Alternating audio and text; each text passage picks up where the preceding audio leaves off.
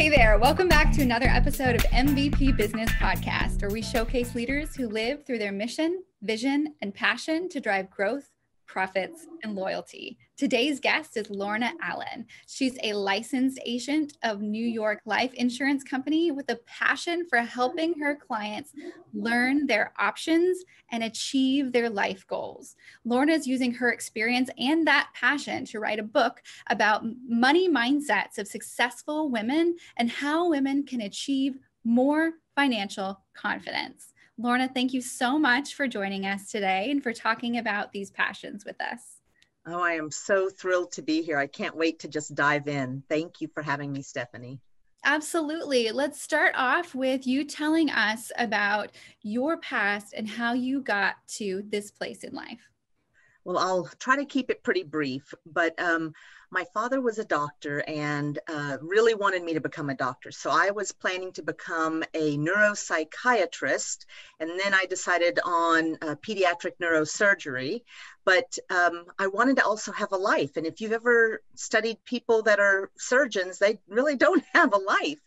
And so I ended up trying to find a place or a career that would combine my passion for medicine and some technology and so on.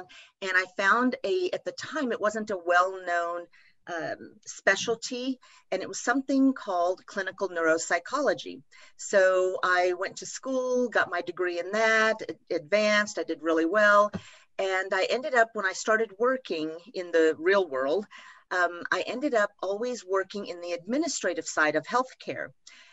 What I was doing was really looking at a bunch of financial paperwork and profit and loss statements. And I was talking about ROIs and rates of return and things like this. And that was always just a hobby for me. And, I had a lot of books on financial planning and just wanted to put myself, I was always fascinated with money and I wanted to put myself in a better position, wanted to help my family. And then my friends, as I would talk about it, they would ask me questions. And so I always had my nose in a book, whether it was a medical book or a financial book, or I was listening to, one of the two areas. And I ended up in a career where I was doing sales and marketing for a home care company and decided to go back and get my MBA because I wanted to advance the company to the point where we could go nationwide. So I thought, if I'm having to do all of this stuff anyway, I might as well really delve into it so that I make sure I know what I'm doing. And I was sitting in my finance classes, and every time I had a finance class, I just was amazed at the knowledge and the information that I was receiving. And I had this aha moment sitting there, and I thought, why am I not doing this for a living? Everybody needs to know how to manage their money. And I remember even, Stephanie, it was at the specific moment in time when we were talking about the time value of money. It's a simple concept, but it's just, your money today is always going to be worth more than your money tomorrow for various reasons, including inflation, right? So I thought to myself, I have got to I need to stand on top of a mountain and say, people, you've got to understand what money does, how it works, why it's important. But money is not everything. And what I realized I really wanted to do was I really wanted to help people achieve their financial goals and dreams. I've had, family members and friends that have always said, if I could just win the lottery, if I could just win the lottery. Well, do you know how many people win the lottery and how many people still go broke after they win the lottery? Again, you've got to understand what it is. What it really boils down to is it's not about the accumulation of money. It's about how you think about money. Mm-hmm. Money is just a tool. And my passion is to help people understand how to use their tools to help get them to where they want to be. Now, I just happen to take a financial bent on everything because to me, it's very fascinating.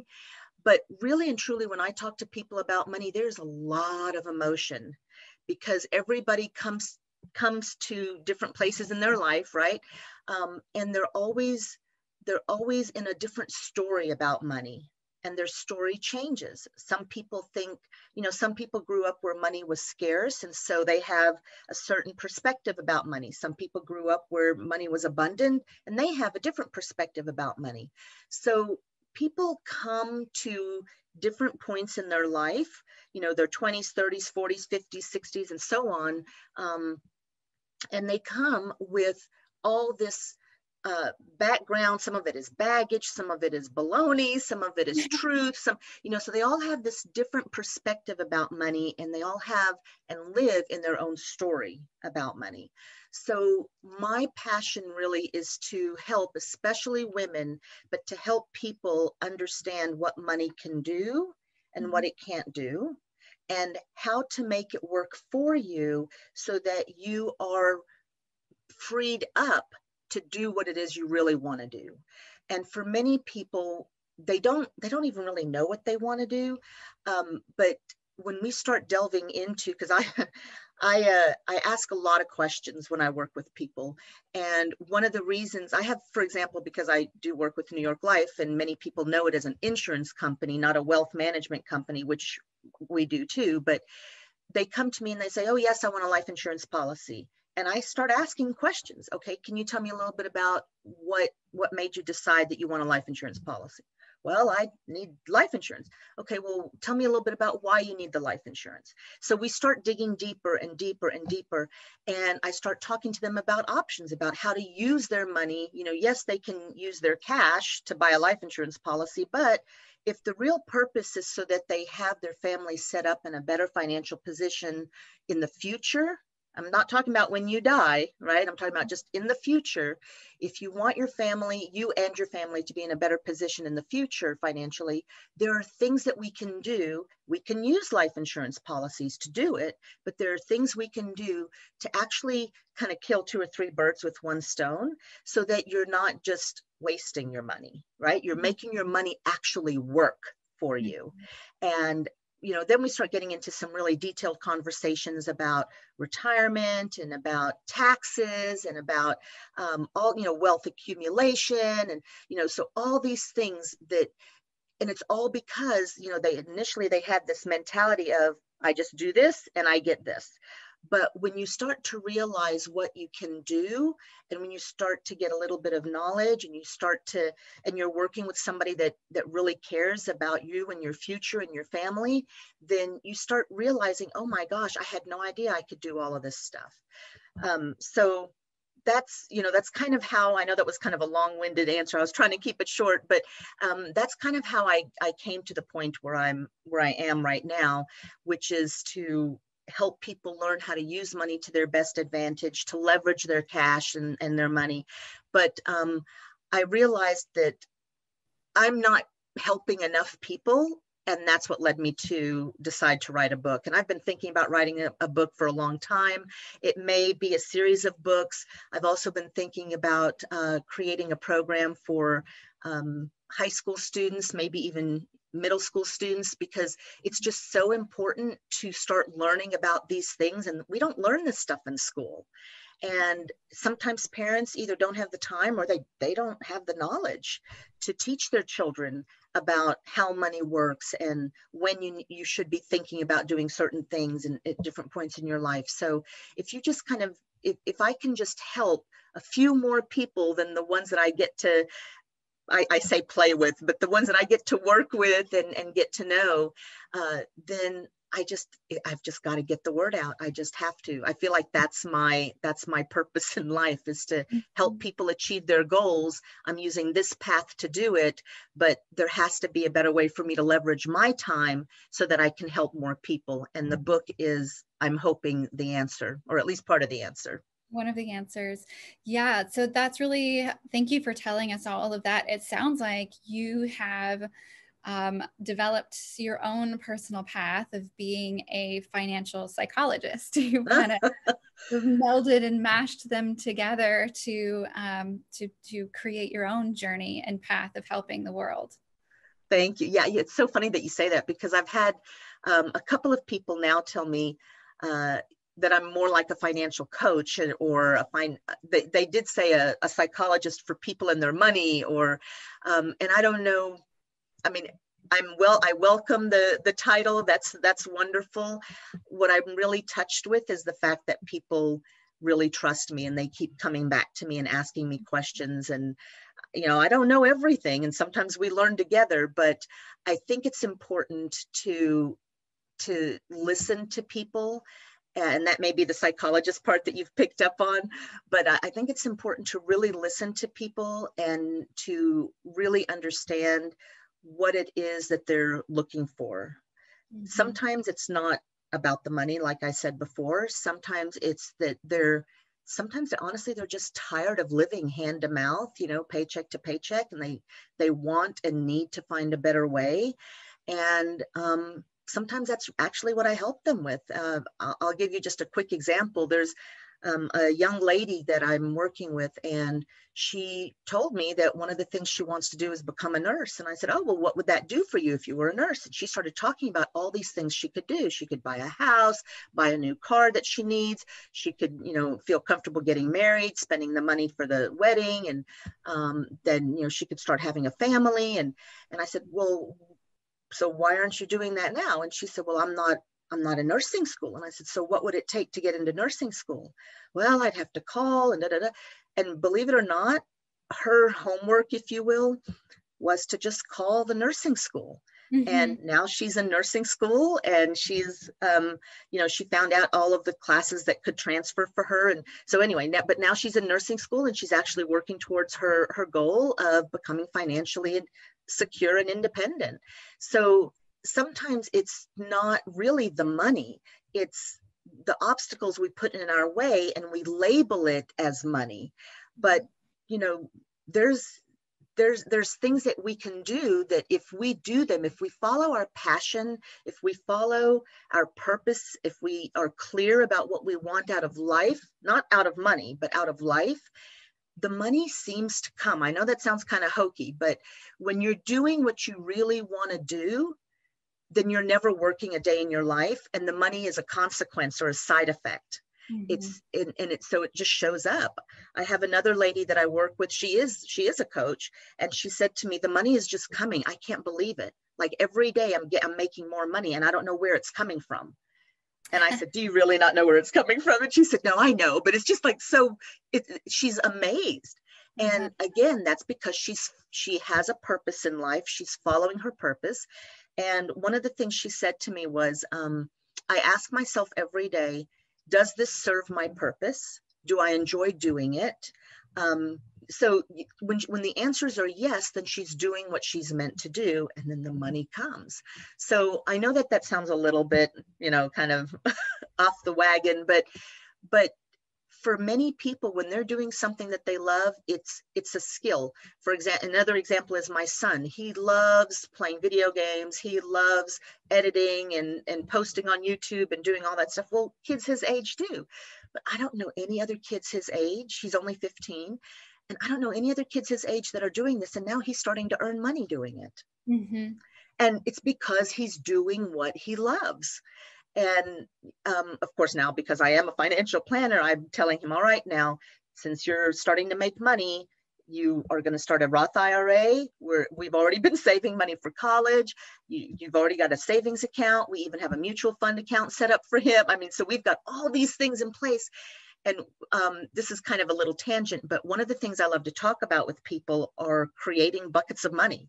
Mm-hmm. And so I was telling my son, okay, look, now we're going to start creating your buckets of money. Daddy and I have already started doing this, some buckets of money for you. You have a 529 plan, you have a mutual fund plan, you have a savings account.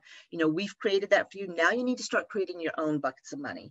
So you're going to open a Roth IRA. You're going to do this. And he's like, oh, I don't want to do that. I know you don't want to do it now, but when you're 60, you'll be so thankful that we did it now. So as a mom, I'm telling you, this is what we're doing. So, it's just, that's part of that money mindset. One of the other things we did for my son is when he was younger, we haven't kept it up, to be quite honest, but I need to get back on it. one of the other things we did was we set up a dummy Yahoo Finance account for him. Oh, yeah. And that way he could kind of pick and choose the stocks that he wanted. And, he chose things that were interesting to him at the time. And I think when we did this, he was so young. So he was interested in a lot of the Pixar movies and things like that. So we looked at Pixar films and the account Disney that holds Pixar or whoever it was. And so he got to watch it go up and go down and go up and go down. And it was just so interesting to see his face light up and for him to say, "You mean I just put a little bit of money in there and it makes money?" And I said, "Yes."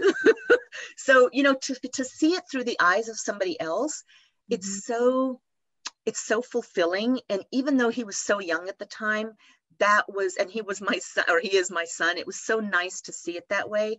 But I'll tell you, I love seeing that with the people I work with too.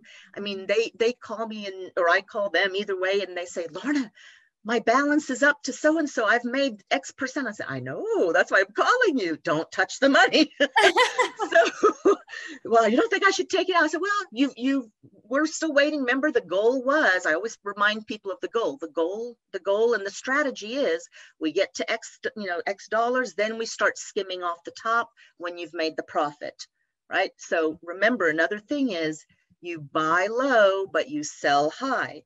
Don't let the emotions get involved. That's why I'm with you, because I'm not emotionally tied to your money. You are. So my job is to be the outsider looking down on everything from the moon saying, "Okay, here's what's happening. Let's do this." So, but I explain everything, of course. So it's just really fascinating to see people's eyes light up when they realize that they can achieve their goals. Another thing I like to tell people is they come to me and they say things like, "Well, I don't have enough money to invest," or "I'm not there yet," or "You must charge a lot." So it's always about money. Like they never think that they can, they know that it, like, services cost, and they know that people, that they need a lot of money to do something with.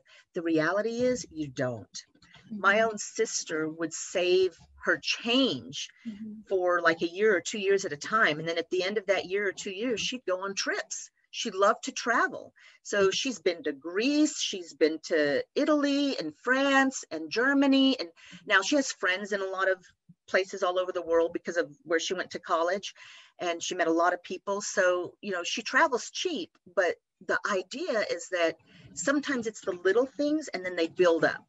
So many times I tell people, you don't have to have a lot of money. You can open a 529 plan for your child with $50, right? It's so easy. You just don't realize, right? Because we're not used to hearing about that.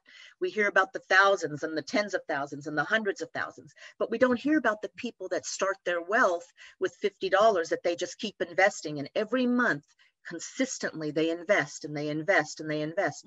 And we also don't hear about the people that invest in different things and in different places, rather than just investing in one thing or saving their money under the mattress or putting it in a savings account, right? So, but what we do here is, unfortunately, I have to say, "Well, don't have that latte." You know what? Sometimes the little things if you need to reward yourself with those things. So I guess what I'm saying is, yes, it's the little things that add up, and it could be the latte for you, but it doesn't have to be, right? So you save $10, $5 here and there, it doesn't matter. It can add up to a lot. If, however, those little things like that latte every morning, if you really enjoy that, if that's a little luxury for you, it makes you feel good about yourself, do it. Do it. I have people that I work with that, have said to me, "I know, I'm not," women especially, "I'm not giving up my nails and my manicures and pedicures. I'm just not doing it. It makes me feel human." And I said, "Great, don't give it up. You don't have to give it up. We're just going to plan for it." Right? And so we plan for it. And so then you don't need to feel guilty about spending your hard-earned money. Enjoy it. That's what it's for. But be smart about it. Use it to your advantage. Let the money work for you instead of you working for the money. Right? Yeah, those stories and mindsets that we all have about money do control our actions. You and I have talked about this, that my husband and I generally don't spend very much money, and for a long time, he got his excitement out of seeing our money grow in all the different buckets that we had going. And then finally, I came to him and I'm like, I want to travel. I want to go to more restaurants. I want to do, like we have buckets, but what are we going to do with it? Like, do we get to access them when we're 75? Like, Right. what are we going to do? Can we not, So then we started talking about, okay, so what are those things that either, like you said, make me feel human? What are those things that make me feel joy or bring me pleasure, that are like the ultimate? Like Tim Ferriss, I think, talked about how he really, really, really feels like one of the best investments that he makes is paying someone else to do the logistics on his travel, because he doesn't want to deal with that. He wants to just get on a plane, know he's in first class, and not deal with anything. Obviously, he travels a lot and he's in first class. But he's set himself up to do that, is one point. But the other point is he knows no matter how expensive it is, that's one thing that even if he lived in a tiny little apartment somewhere, he would pay someone else to do his travel logistics. So what is it that's most important to you? If it's your hair, your nails, and then that's your thing. If it's, for me, like going out to dinner with friends, or you and I talked about this, like traveling more and experiencing and people around the world. So if that's your thing, then like you said, plan for it and know that's your thing. And if you have to give up lattes in order to do that thing, then that's the sacrifice you make. Right. But if lattes are your thing, Right. then do the lattes. That's right. Right, exactly. So, money is not supposed to make us sad. Money is a side effect. For some people, it's validation, and that's why they like to accumulate a lot. For other people, it's just a nice side effect. For some people, it's a measure of their worth, almost quite literally. And Right. so when they don't have a lot of money, they feel like they're worthless. And then they, see how it starts like this depressive kind of cycle. And one of the things we have to learn early on is that money does not measure. It's not a measure of who we are as individuals. So, money is really just a tool. And if you don't, okay, so I know that I'm going to start sounding like maybe a few of these coaches, but, if you want more money, especially a lot of times what I find is that people that are younger tend to want more money because that's what they're kind of taught to do. You go to, you finish high school, you go to college so you can, get a degree and find a good job and make good money, and right. So it's all kind of leading up to this. I'm going to find a great job that makes good money. So I can live a life that I'm not really sure what I want to be and how I want to live it yet, but I'll figure it out along the way. Many of us do. But, money is really just a way for us to do what we want to do, like I mentioned. And so if you can separate your emotion from the money, which can be very, very difficult to do, then you can start making more, you can start making decisions that are not as emotionally laden. Mm-hmm. Do you know what I'm saying? So, for example, if you're in a position where you are deciding every month, okay, do I pay the water bill or do I get groceries for my family? Then you may have come to a realization that there are some options you can take. You can pay the water bill and forego the groceries, or forego the water bill and get the groceries. I mean, you can make those decisions, but really and truly, you get to make the decision. But you know what else, Stephanie? You also get to make the decision to just go out and make more money. Mm-hmm. how many times do people, I mean, you can find it all over the website, how to make a quick $1,000, how to do this, how to do that. We all have value. We just don't realize it. And so many people nowadays, especially with the internet, I mean, they're doing blog posts, they're making money. They're doing, oh, I saw something the other day and I thought, oh, wow, that's just, it's amazing. They're taking surveys online, making money. They're, and then when COVID hit, people in our neighborhood and in surrounding neighborhoods, I was getting a lot of posts and stuff on the next door kind of neighborhood chats and so on. People were doing whatever they had to do. Some people were saying, hey, now I'm mowing lawns, I'm doing housework, I am doing handyman work, I am, cleaning concrete, I'm striping, whatever it is. They're going kind of back to what they're monetizing their skills and their knowledge. And I think that is just a really smart thing to do. A lot of times too, or a lot of things that I've heard people say is, or I've seen them do, which is really what it is people will do, many people are survivors and they will do whatever needs to be done so that they can have whatever they need to have. But Tony Robbins also said something that I read in a book that he wrote, and it was something to the effect of, you will always make just enough money for what you need.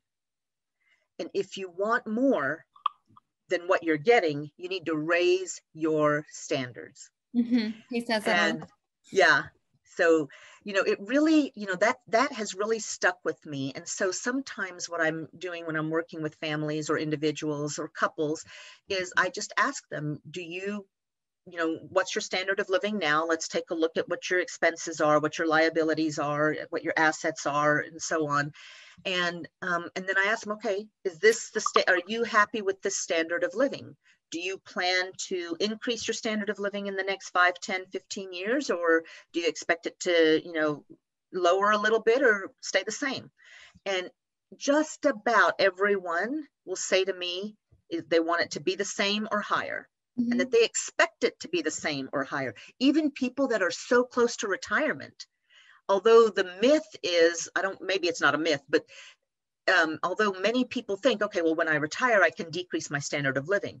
But then I ask them, okay, you're telling me that now, you live on 150, 250, whatever. I don't care what the dollar amount is, but you live on this amount now. This is your income now. Tell me where you want to cut if you think you're going to live on a lower standard of living. Okay, and then they tell me, all right, now let's take into account inflation. Over the years, this is what inflation will look like. Okay, so then they realize, oh my gosh, I can't decrease my standard of living. I don't want to decrease my standard of living. I don't want to give up the trips, or I don't want to give up the house, or I don't want to give up, getting to see the grandkids every other, I don't know, let's just say every, twice a year or whatever. So what it really boils down to is, what do you want? And then how do we get there? Right. Money is just a way to get there. Well, and going back to, knowing what your emotional attachment is to money, or what your emotional story is to money. My business coach talked to me early on about the fear and attachment that I have with money, which makes sales conversations really difficult. And then I had a friend who was telling me a story about someone he knows who knows someone. And it was really funny because, well, I mean, it's funny looking from this direction, but this friend of a friend got a call one day. And the call was from his friend who was a self-made millionaire, billionaire. And he had worked, grew up really low income, struggled, but like really, made himself very important and very, very wealthy. So he gets this call and the friend says, I'm just so pissed off. You have to come here. You have to be here right now. And the other friend's like, okay, dude, what's going on? Yeah, I'll be there. So he sends his private jet to pick up his friend, and he gets in the jet and he goes to Colorado, lands in Denver, gets a private car up to Aspen, drives up and pulls into this garage that's full of fancy cars, like, you know, cars I don't even know what they are, and walks into the house. And this man is standing there looking out of this, you know, full glass wall window saying, "Do you see that? Do you see that?" And he's like, "What? What am I supposed to be seeing?" He's like, "All of those houses are higher than my house and they're bigger than my house." And he was just pissed. He took his private jet to pick up his friend, to get the private car, to do all this stuff, but he wasn't the biggest, the best, the richest. And so he was still pissed off. And I think of that in, you know, on smaller levels through, you know, a lot of different people I know. Like you said, you're always expecting this next step, but for what gain? What, like, is it to travel more and experience and eat, you know, amazing food and be with your grandkids? Or is it so that you can look like you're the biggest and best? And if that's the case, you're never going to get there. There will always be someone else that's bigger and better, and that either manages their money better, or maybe they were born with money and you are now mad that you had to work to get there. So I find that really, that story really humbling and empowering. And it reminds me, first of all, to stop and be proud of the work that you're doing, whether you made that call to go to nursing school and that got you to that next step where you can, you know, get, whether or not you're able to buy your house yet, you're still, you know, building up the lifestyle, and you're working toward that goal to get to where you want to be. Or vice versa. I have another friend who got married and they bought a small house, and they have a car that still has the crank roll up windows, and they saved up their money so that they could spend 4 months traveling around Europe. And so they made that financial choice. And, you know, their parents were like, "What? Like, your car's breaking down. You know, you could get a bigger house." And they're like, "You have the big house. I don't need the big house. I want to go to Fiji. Yes. I want to see what the world looks like. I want to meet people and try food I've never tried before." That's their value and where they find their joy. So they had a different money story than their parents did. And they were brave enough to push past their parents' money story. I'll say with that though, one of the things that I have learned as I have, you know, grown up a little bit is the ability to make money decisions more comfortably when you know that there's some other safety net that might be there, that you're not the only one in charge of your safety net. So if your parents have life insurance, or they have a big house, or they've done what they need to do to where you say, "You know what, I could fail miserably and I still have a basement to live in," or "My parents will buy me a car," or whatever, then your willingness to take chances is much higher. Or it, you know, once you see that you've taken chances and you haven't fallen, or you've taken chances and that fall wasn't as bad as you expected it to be. But that's something that when I was younger, I thought I wasn't going to be able to overcome, because I didn't have any safety nets at all. And, you know, my parents couldn't give me $20 in college, much less, you know, buy me dishes. A house. Yeah. I mean, I'm like, parents buy people houses? That's not fair. Yeah. But it's totally, parents buy their kids multiple houses around the world, you know, and that's how life is. But it's your story. It's your life. And you get to make that story. And it's your own boundaries and barriers that keep you where you are. That's right. Your own story that makes the new path. Someone recently told me, I said, "I've created this, you know, perfect picture painting of exactly, I didn't even know I was doing it, but I manifested in my life exactly, like, beyond what I ever thought I would be able to be capable of in this life." And I'm like, "I don't even know what else." And she was like, "Look over here. There's a brand new canvas. It can be whatever you want it to be." Yeah. You know, it can be totally different, or it can be the next step from this one over here. But most people don't realize that whether it's finances, a lot of things do rely on finances, but it's that underlying story and emotion that feeds those finances. It's not your degree most of the time. I just hired someone who is really didn't even want to tell me they didn't have a degree. And I'm like, I didn't even look. I looked at what you were capable of and how you communicated with me and how quickly you got, you know, stuff back to me. I don't care that you didn't go to school. You know, most designers are, first of all, they're talented. Secondly, they teach themselves the tool. They always teach themselves the tool. And then you have to continually learn it. It's like a social media manager. Who really learns social media management in college? But they're making millions. Who learns influencer marketing in college? Right. Making millions. And they get to go to every hotel and every resort and eat all the good meals. Right. That's smart. Yes.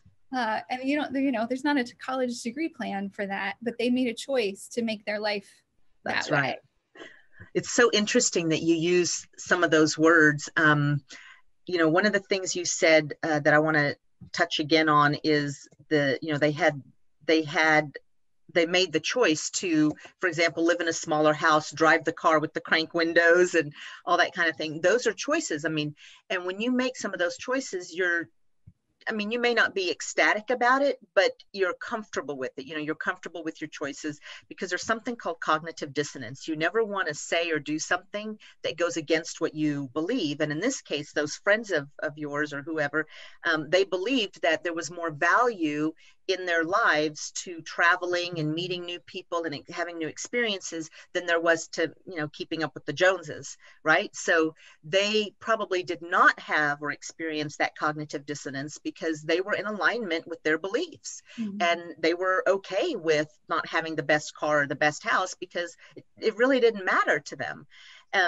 But, you know, it does go back to that mindset, those obstacles that we put in our ways, that's part of our mindset. The desire to have the biggest and the best all the time, that's part of the mindset. You know, so it's really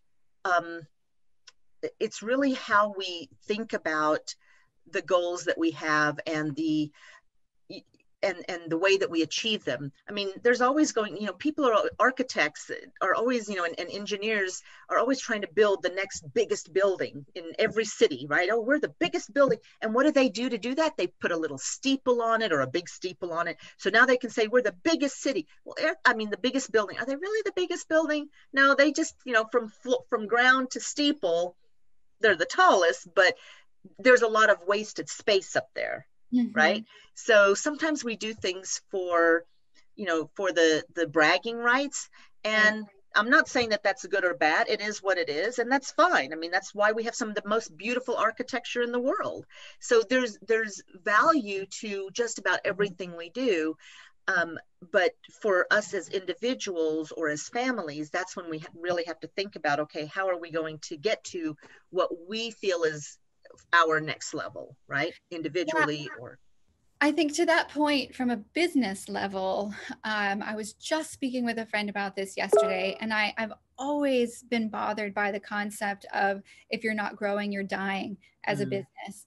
You know, if you're a cupcake shop and you are serving your community and you're enjoying what you're doing and you are excited to get up at 4 or 5 o'clock in the morning and decorate cupcakes, you are not dying. That's you right. are living your best life.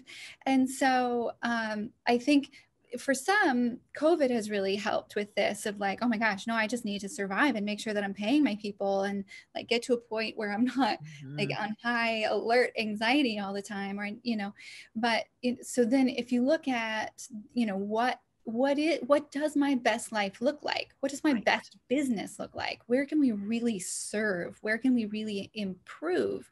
We don't necessarily have to grow our numbers.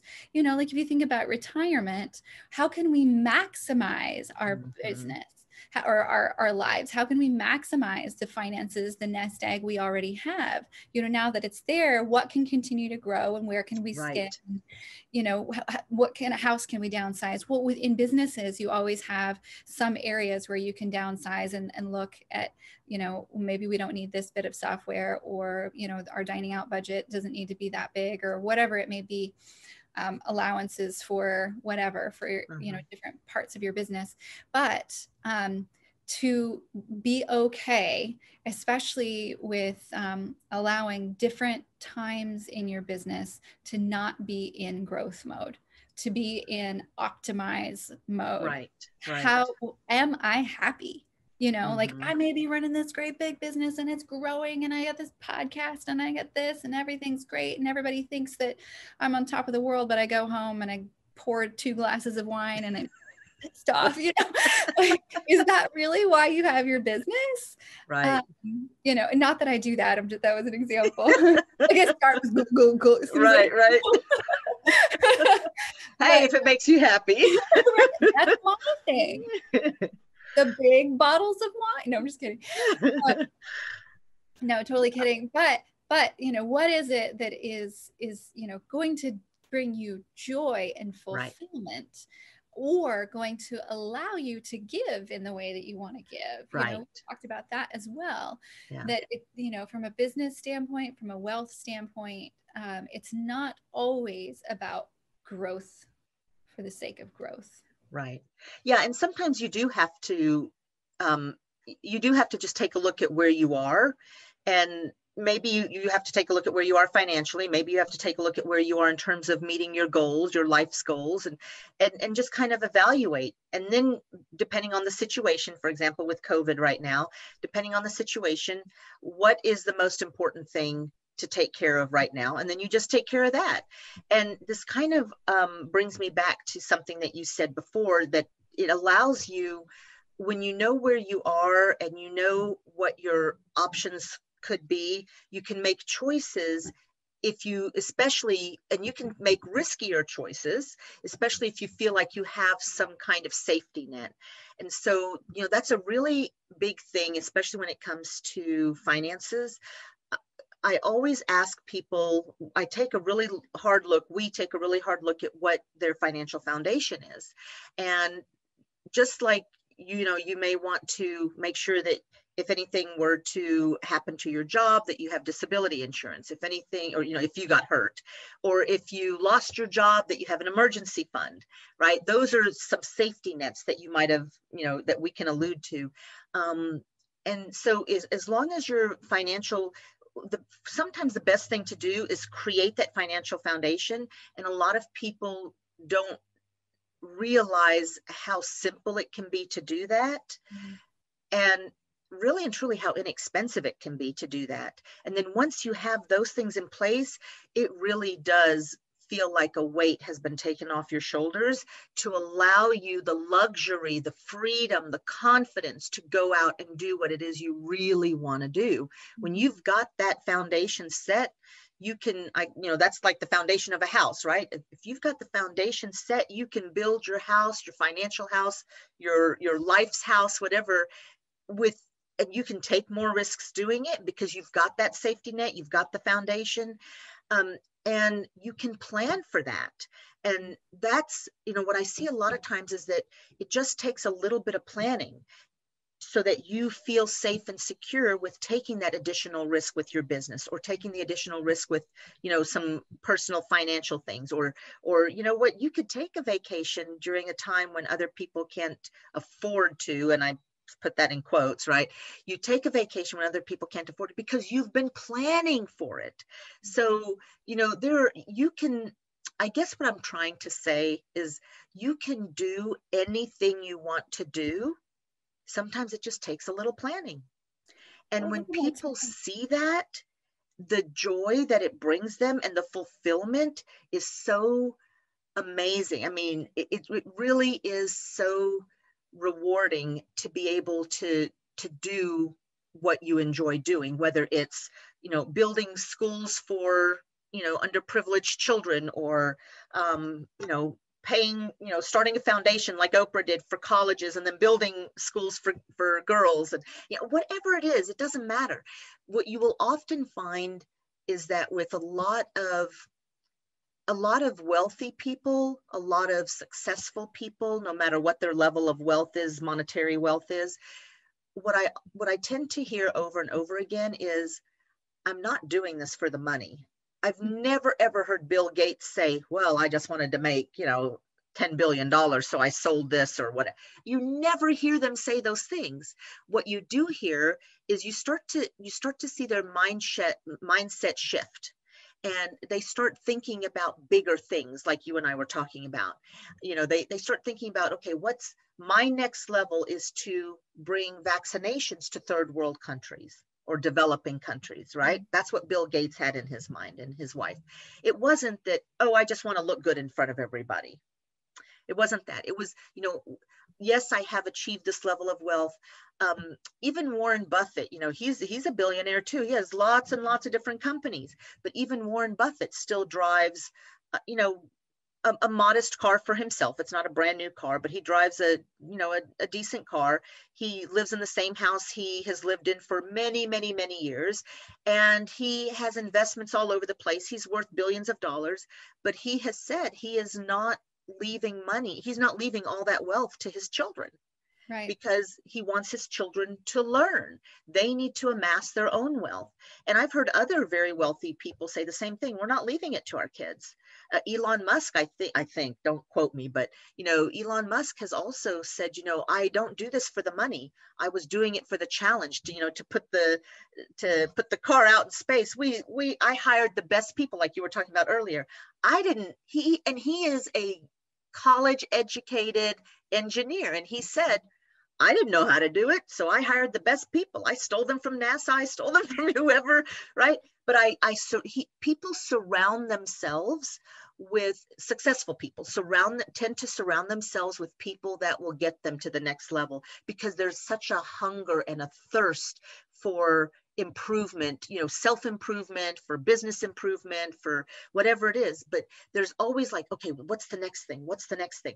Right. And not that you always have to be chasing after something else, but it's just that what I'm getting at is your mindset.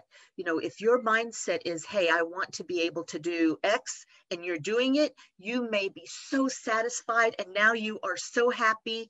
And what ends up happening for a lot of people is they end up doing something bigger and better that they never thought that they would do, because now they have the confidence. And that's the thing about, to some degree, I will say that sometimes being financially free in your mindset about money, it allows you to have the confidence to do things that you never thought you could do.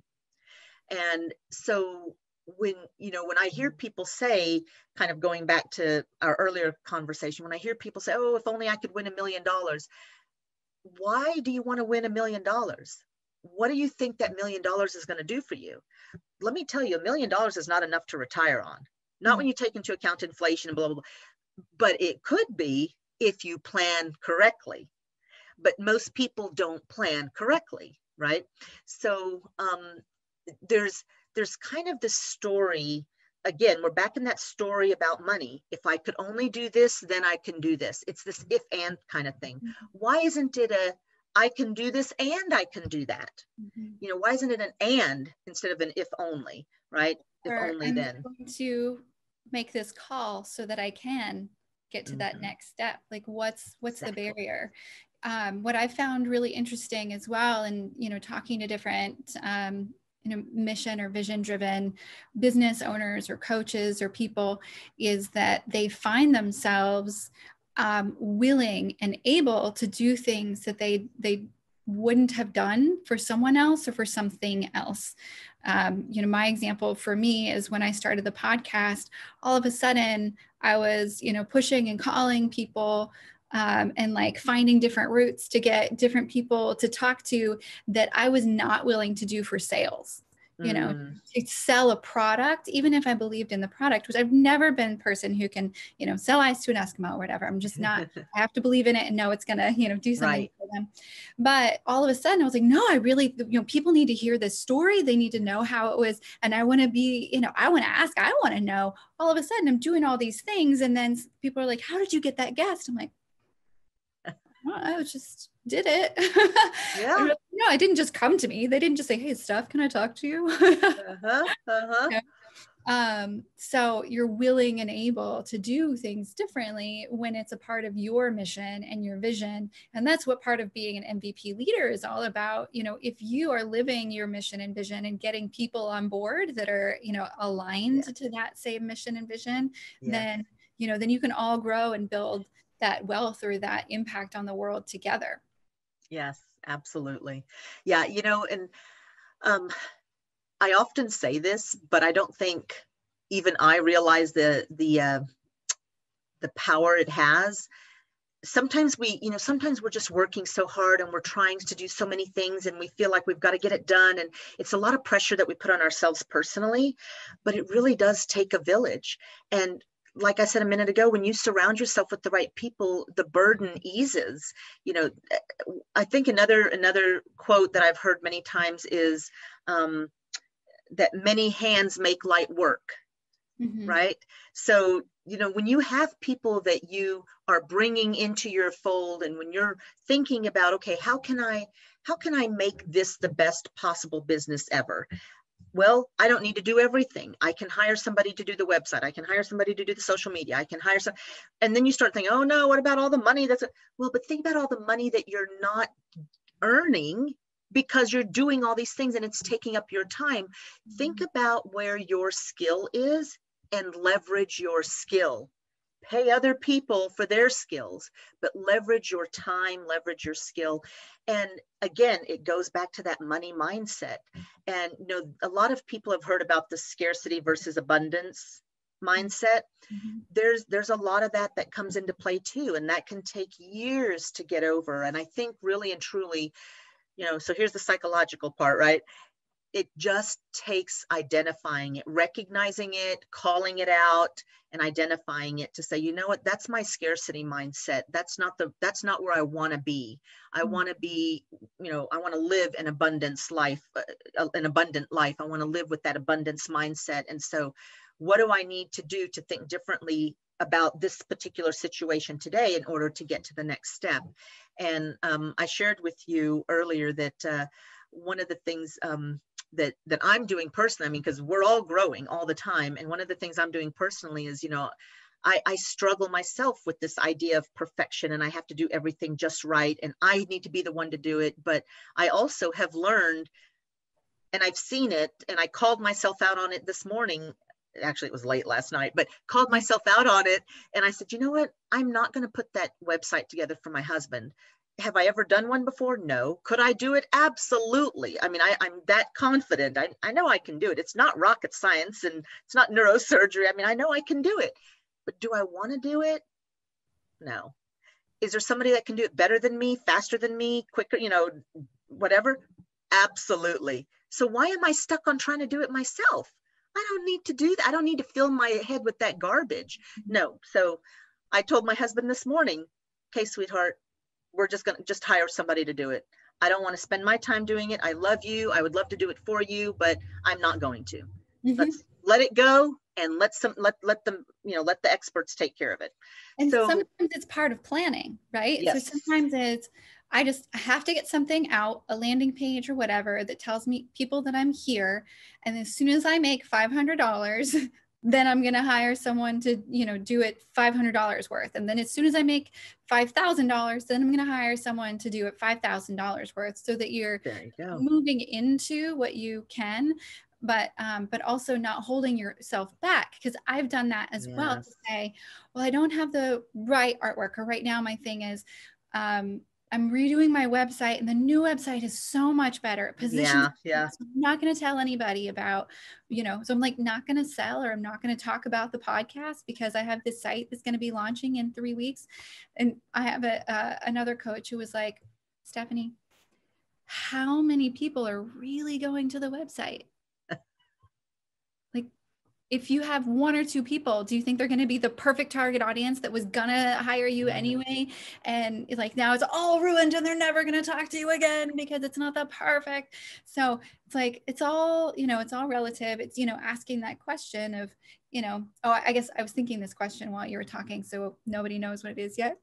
Sorry, everybody. But the question of what's the worst that can happen if I do this step, and like the reality of it, like, are you really going to be homeless on the street if you make this and make a mistake? Right. But you know what? Also remember that we're all human beings. I mean, I always remind myself, Elon Musk, Bill Gates, Warren Buffett, and, Oprah, we all only have 24 hours in the day. We all put on our pant legs one leg at a time. We all have to go to the bathroom. I mean, we're all equal in so many ways. We have leveraged our skills and our knowledge differently. Mm-hmm. And that was a choice.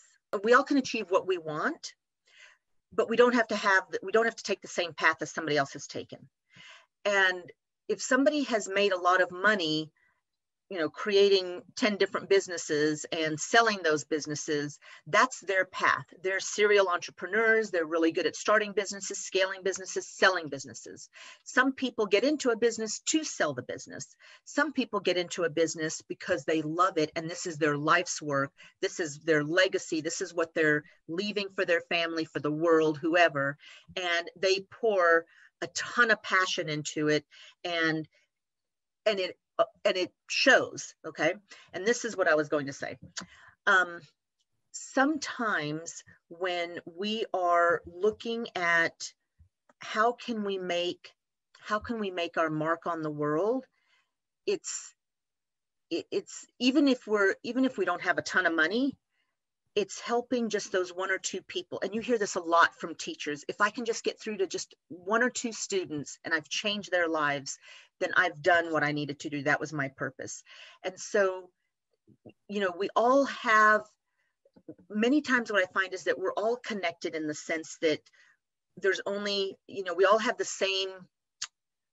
we have access to a lot of the same things, maybe not at the same time. And maybe, for example, maybe we didn't have money when we were growing up, but as we get older, we get wiser, we start to see what's happening in the world and we can make conscious choices, which is why we all always hear the stories about the people that grew up in the projects and now they're physicians or whatever, and they're extremely successful, or they've started businesses.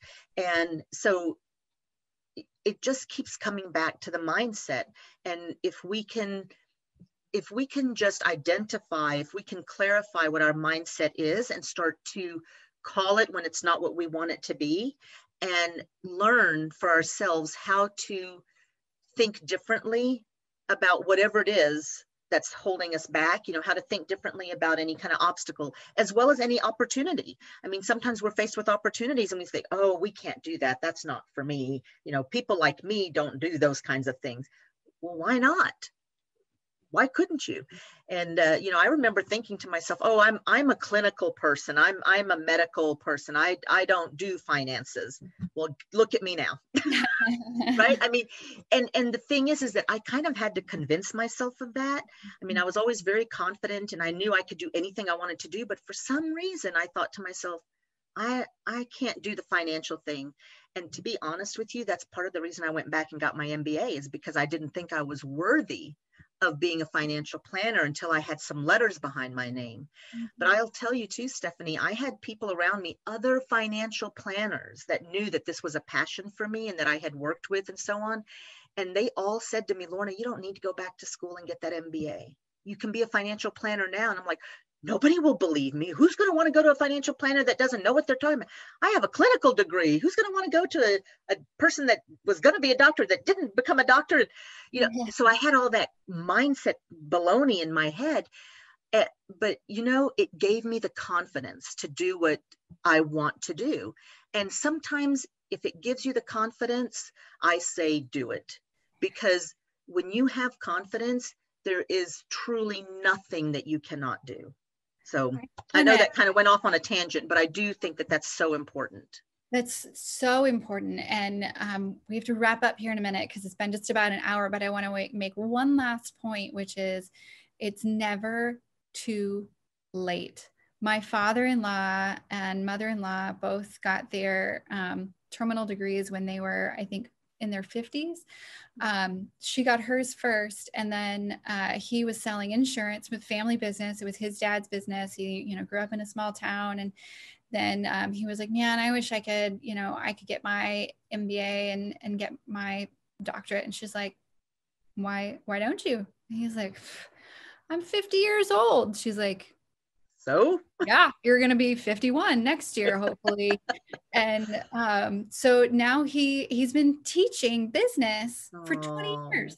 And he loves it. He's so happy. And he, at first he thought, oh, I'm too old to go back to school. I remember when I first went to college, first of all, I was terrified because I didn't think I was smart enough to go to college, because I didn't know anybody other than, the concept. This is what I thought. You have to be a doctor or an astronaut to like that smart in order to go to college. I didn't know anybody other than teachers who had gone to college, but I knew I needed to do it. So I went, and it was worth it. But I remember thinking I wanted to be a lawyer, and I thought, well, you're gonna have to go to school for like 8 years. Like, what? There's no way. I'm glad I didn't. I got my degree in theater, so it's far from being a lawyer. But the point is that life is a circuitous path. Yes. It's never too late to start a business. It's never too late to follow your passion. It's never too late to start fresh, and it's never too late to get a new degree or just learn some new skill. It's never too late to do what you want. And so we'll tie up, I guess, with this. Remember that Colonel Sanders actually made his wealth after the age of 65. So there you go. Yeah, Anthony Hopkins wasn't famous until he was in his 60s. Oh, really? He's been an actor his whole life. It was either 60s or 50s, but he's one of my favorite actors, actually. I love Anthony Hopkins. Any movie that he's in is good. Yeah. Think about that. Like every single person in the world knows his name. And he was an actor, but unknown until it might have been right around the Silence of the Lambs time. But he's a classically trained, phenomenal actor. And unknown until he was what most people would say, just give up. Yes. Yeah, we could go on a whole other podcast about never giving up and being tenacious and all that, but it is true. And when it comes to your finances, have your goals, set your dreams, and plan. Really and truly, it's a 4-letter word that you don't have to be afraid of. Plan. And you don't necessarily have to commit forever. It's okay to change later. Oh, you will. And you will change. Your goals will change. So your plan will change. And that's to be expected. And I tell people all the time is, you know what, we're going to be on this journey for the rest of our lives. Together, we will, together, I'm going to help you. I'm going to guide you. I'm going to give you information, support you, do whatever I need to do so that you can achieve your financial goals and your personal goals, because money is usually a part of that. So it's, you have to be, you have to kind of go into it with the mindset that where I am today is not where I'm going to be tomorrow. And I will need to shift and change, and that's okay. And I'm going to welcome it, because that means that I am growing. I'm making progress. So that's beautiful. Absolutely. Thank you so much, Lorna. I've really very much enjoyed this conversation. Thank you. I hope everybody else does too. I think there's so many great nuggets of information in there.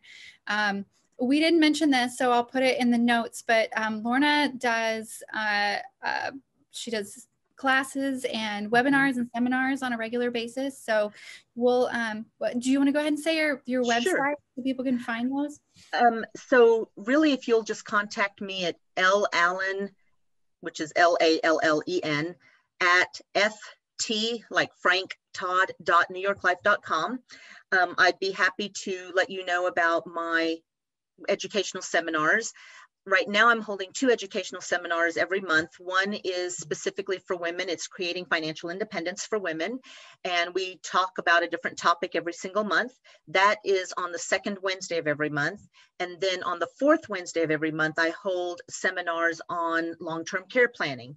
So I do those. And then starting in January, I will also be holding seminars monthly on retirement planning and possibly one other topic. I haven't quite decided what it will be yet. And so I would love to invite all of you to come and listen to the seminars, get some information. It's completely free.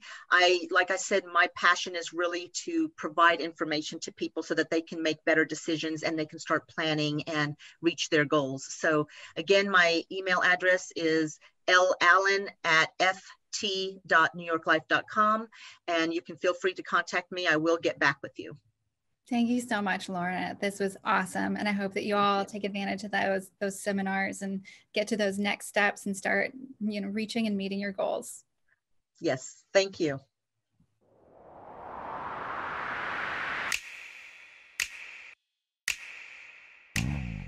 Hey, so what did you think of MVP Business? If you liked it, please subscribe and tell all your friends. Follow us on Instagram, Facebook, and YouTube. If you didn't like it, don't just leave. Let me know what I can do to improve, who you'd like to hear from, and what you'd like to learn.